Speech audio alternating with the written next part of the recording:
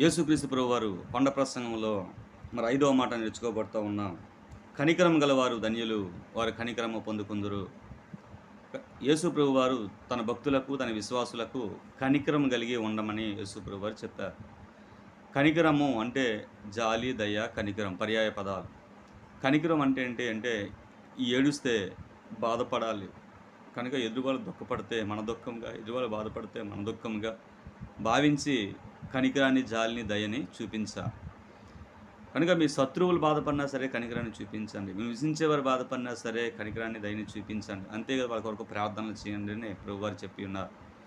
కనికరం లేని వారు కనికరం లేని తీర్పు పొందుకుందరు. కనుక కనికరం కలిగి మనం జీవించాలని యేసు ప్రభువారు చెప్తా ఉన్నారు.